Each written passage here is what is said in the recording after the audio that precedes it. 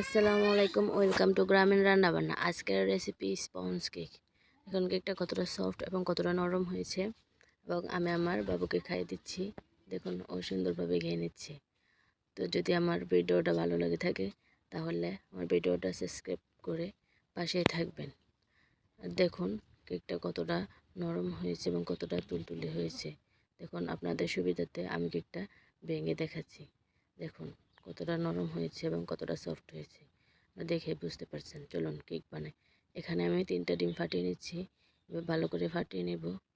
তারপরে এখানে আমি হাফ কাপ চিনি দিয়ে দেবো। আপনাদের মিষ্টি অনুযায়ী দেবেন, যে যতটুকু মিষ্টি খান।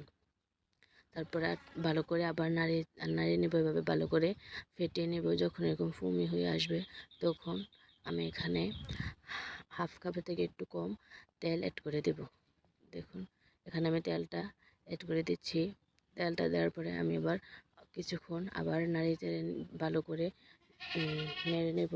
এভাবে আস্তে আস্তে নাড়ানোর পর দেখুন কতটা ফোমি হয়েছে। এখন আমি ডিমের কুসুমটা এখানে দিয়ে দেব। অবশ্যই ডিমগুলা রুম টেম্পারেচার হতে হবে।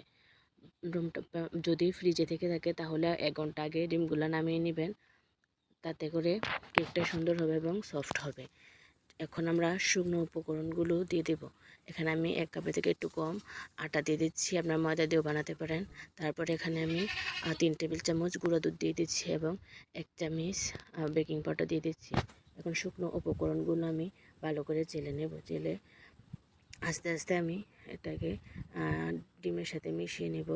আলতোভাবে মিশাতে হবে। এখানে আমি মিশিয়ে এভাবে দেখুন ডোটা যখন এরকম হয়ে আসবে আপনারা বুঝতেই পারছেন কীরকম হবে।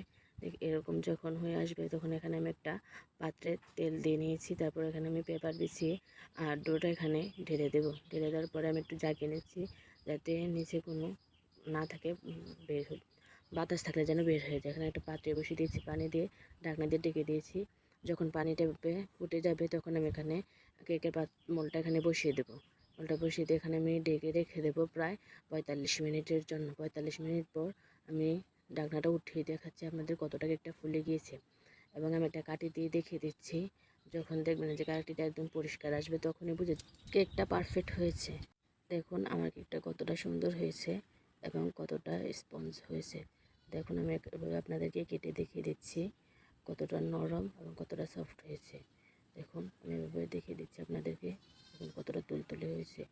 আপনারা যদি আমার টিপসগুলো ফলো করেন তাহলে আপনারাও বানিয়ে ফেলতে পারেন এরকম নরম তুলতুলে কেক। দেখুন আপনাদের সুবিধার জন্য আমি আবার ভেঙে দেখিয়ে দিচ্ছি কেকটা কতটা সফট হয়েছে এবং কতটা